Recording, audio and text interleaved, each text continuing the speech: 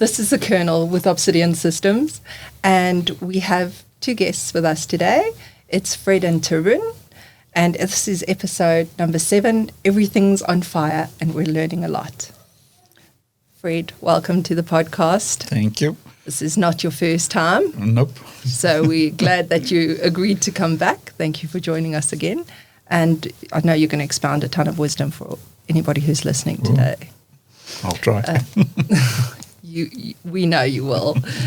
Tarun, thank you for joining us. Yeah, thank you for having me. You're with the Atlassian team. Yes. So you and Fred kind of sit in different roles, right? Yes. Tell us a little bit about what you do at Obsidian. So I'm an Atlassian consultant at Obsidian Systems, and part of my job there is to help businesses align the Atlassian stack with their business requirements.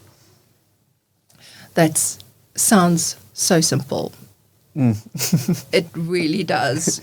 But I think you guys underestimate the things you do, because the world is moving at such a fast pace. And as I said in the title, everything seems to be on fire. So today we're talking a little bit about incidences, the differences of what data has and the impact that it has on what we're doing on a daily basis. So Fred, you with the MSP team. Yes. Tell us just a little bit about what you guys do on a daily basis. We mainly look after Linux systems, so that includes fixing things when they break, but also just regular maintenance and making sure they never break in the first place. But yeah, speaking of incidents, like we do respond to alerts and things like that as well if they do occur. And the connection between the two of you is the tool sets that we use, which is Atlassian, Yes. and that's our key incident reporting tool, right? Yes. So Tarun, tell us, what is it that incident reporting is? So basically, when you have all of these different systems, you need a way to sort of alleviate the noise and send it through to Atlassian to the right teams. And that's what tools like Obsidian does. So when you have breakdowns in servers, all of that goes through Obsidian, comes into the Atlassian stack, and that's where Fred's team will start taking over. So you're an enabler for those that are trying to make sure that the house doesn't burn down. Well, yeah, we try to alleviate the noise so then Fred's team can come there and basically... And fix it. Yeah. we talked about it's almost like a little bit of a difficult topic to say that incidents happen all the time, but it's not really about the incidents. It's about a lot of the thinking that precedes that. So we think that everything's going to be okay, but we can't always cater for every human error as we want to, if we could put it in that sense. So Fred, what are the kind of things that people don't necessarily think of or take for granted that you prevent? I think, from our point of view, it's mainly systems that we look after. So, I mean, it could be anything as simple as a disk running out of space or CPU load or memory load being high. So we would get alerts for those things from something like Obsidian, but there's also some logic in there to say, like, if memory is high, but that's the only symptom and it goes away within 2 minutes, that's okay. Don't wake up a support technician, that doesn't necessarily need action. But if that's paired alongside with CPU usage being high as well, then maybe that's something that needs attention. Then there's something's going to crash. Yes, and you're going to have something on there. Exactly. Those days are very different from what historically was. Talk a little bit about the changes you've seen. So you've left the industry for a bit. You had a fun experience of life, and you've come back in. What are some of the biggest changes that you've noticed? Yeah, that's interesting. Some things have changed, but so many things have stayed the same as well. As humans, I hope. Yes, that's one of them. I think some of the things previously we spoke about, when things go like majorly wrong, and we tend to see less of those nowadays, in my opinion. With hardware being virtual, we don't have the cases where someone needs to go to a data center to turn off a server that was accidentally powered down, which was one of the cases we chatted about earlier. So because it's all virtual now, turn it on virtually, and that's fine. So some of those things have changed, but the environments have become a lot more complex. So I think that's one thing that I have noticed has changed. Back when I started in IT, you could know everything from the hardware layer to the application all the way through, and you could be a master in everything. Now there are just so many different components in each one of those layers that you kind of need to specialize. So I think that's the biggest change that I've seen. And do you not think with specialization, and maybe this is the question for both of you to think of, with that specialization becomes that almost silo-centric risk once again with teams? And how do you think we do it so well that we have that across all functions visibility? Well, we do specialize a bit. So my team is mostly responsible for Linux stuff, and Tarun's team mostly is responsible for Atlassian stuff, which is kind of like the app that runs on top of Linux. So yeah, I think we do need to specialize, but with that comes, I think, better performance. If the OS layer knows what they're doing and the application layer knows what they're doing, then all of that can work well together. So if I'm sitting at the top of all of this, I'm at the top of the mountain, and I have that little view at the peak, because that's my ultimate hiking glory, is to climb to the top, right, and to have a look at the rest of the world and see what's going on. I have that perspective of the view's super pretty, but I don't necessarily see all the details of the things going down. I might see a little bit of a smoky flame or fire coming up there, and which might be a signal.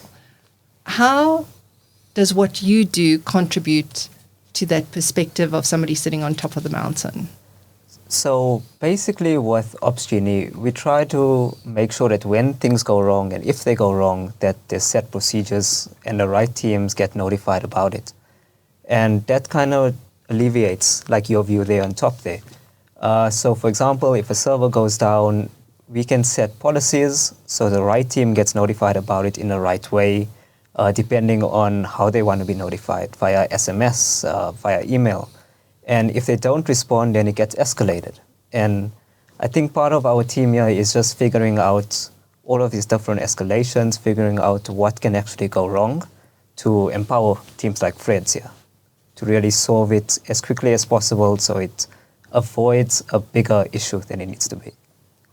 So what is the layer that is suggested or you guys recommend between the two of you that makes it, let's say, fail-safe?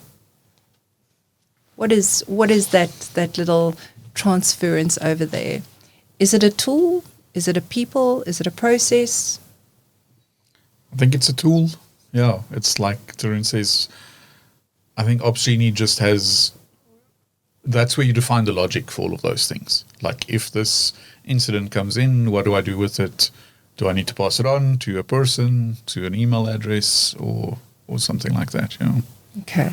So it really is, it's become really an automated world for everybody running incidences. Absolutely, yeah. And it's the exception reports that make it happen. Yeah. Awesome. So the world, as we're knowing, is moving at this rapid pace. What other tips or probably thought process do you guys go through as a team to go, hey, how are we thinking about this differently to make sure that the problems, the unknown problems, or the problems that you're trying to prevent and mitigate risk with, what are some of those thinking processes? I think, the problem solvers and the AI bots and everybody knows what they know. What happens with the unknown knowns of if something should completely go wrong or go down, or heaven forbid a cloud platform just fails? what then? Yeah, that's tricky because it's unknown, like you say. But I think one of the things that you can do is like trend analysis, so monitoring over long periods of time. So, for example, if a disk is slowly becoming full, that might not trigger an alert because it's still below some threshold. But by looking at a trend over a few months, you can see that in 3 months' time, this will be a problem. This will get to the alerting stage, and you can maybe act before that even gets to that point.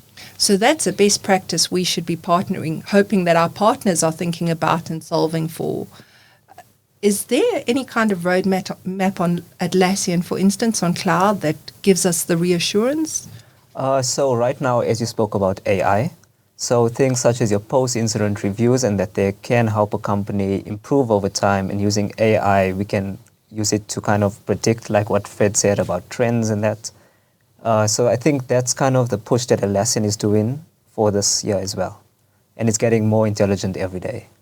And what are the, I guess for those, what makes you most excited about what you're seeing coming out of that? Within terms of the new developments and the new updates within the roadmap?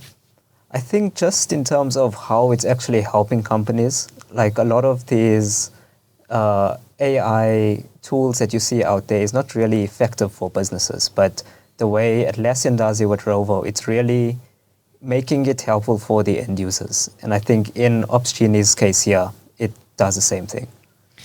So I know it's a bit of a scary thought, but we are going to have an end of life soon, and all fantastic and wonderful products have some kind of end of life, and that's coming up soon for Obsidian. Yes. So what's the play next?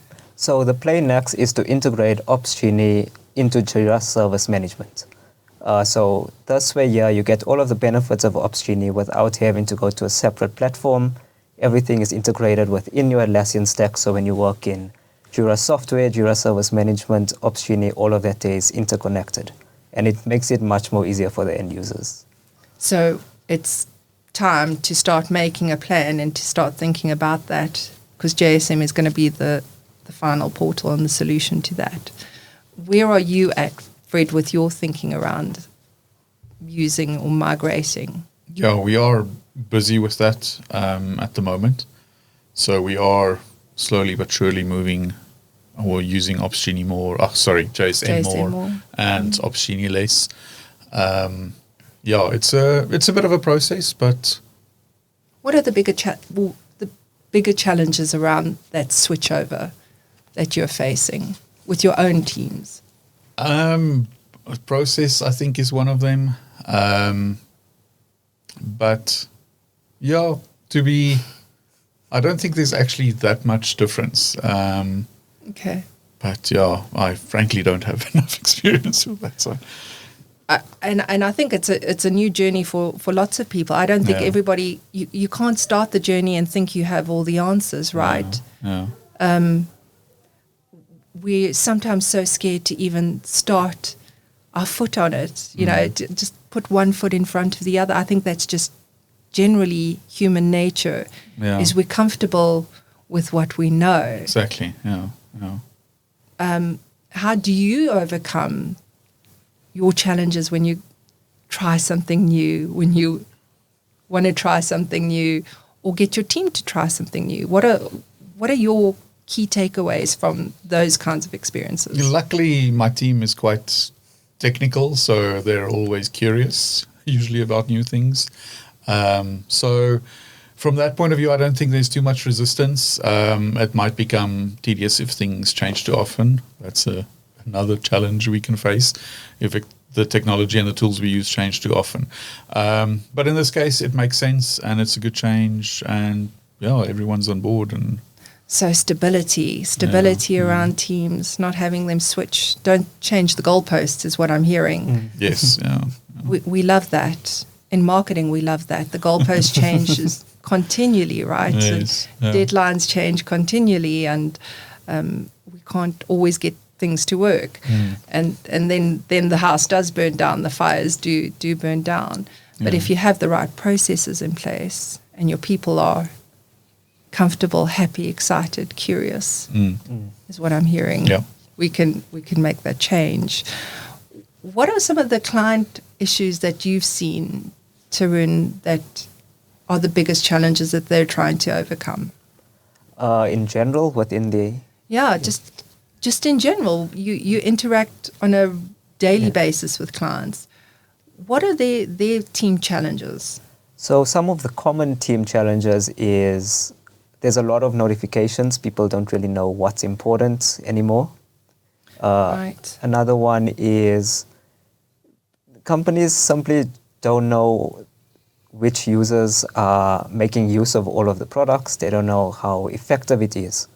And yeah, I guess that's something we're all looking at enterprise-wide. So is all of my users actually using the software to its full benefit?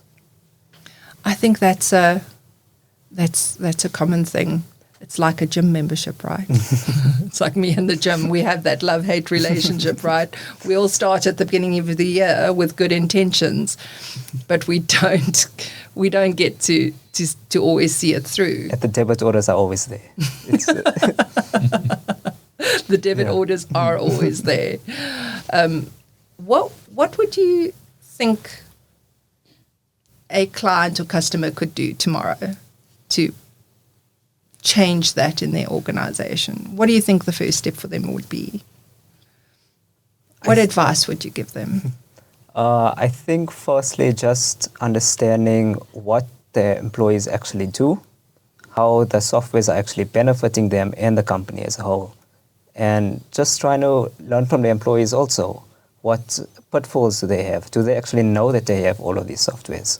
I know personally with myself, like sometimes you don't even know if you have a subscription to something. And I think clarity in that sense from the top down is very important. I think we've experienced a little bit of that. We won't lie. We're guilty as charged of that as well, with subscriptions lapping over. So, yeah, absolutely.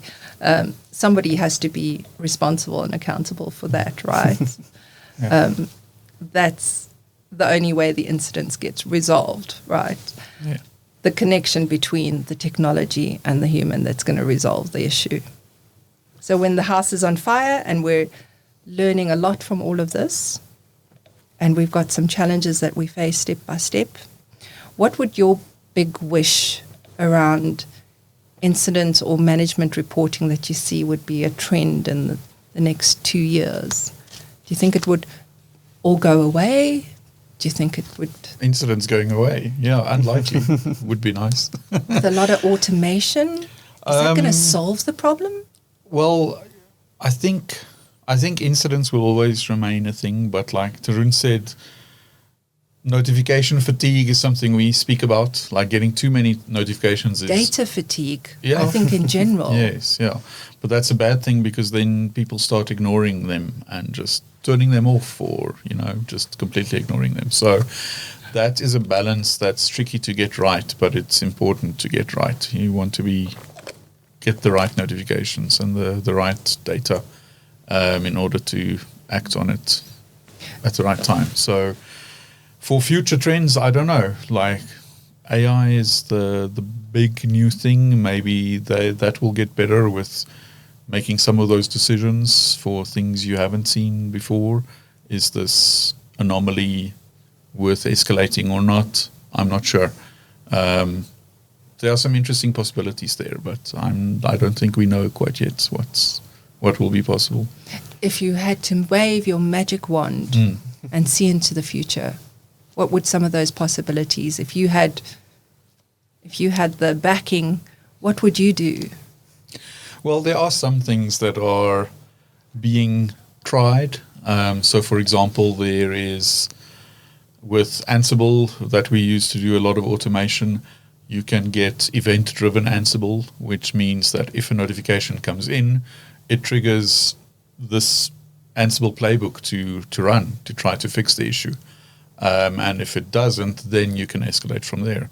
But sometimes it does. Sometimes you might see something regularly happening on, for example, a server where, let's say, every night at midnight the mail queue gets too big, and then it's as simple as stopping a service and restarting that service. So that kind of thing can be automated. If that's a pattern that repeats and we get the alert that the mail queue is too big, we can trigger an Ansible playbook to stop and start the service, and if that fixes it, all good. If it doesn't, then escalate. Then something else might be wrong. Do you think the robots are really going to take over? I'm not sure. I don't think they'll take over. Maybe work with us, alongside us. I don't know. I look forward to that. Yeah. Thanks, Fred. Tarun, what are your big wishes and dreams around technology? And currently you are Atlassian certified, and it's your passion in the company. What other things do you think people should be watching out that you're looking and interested and curious about? Yeah. Definitely same with Fred here. I think Rovo is there to stay. Rovo is Atlassian's AI bot.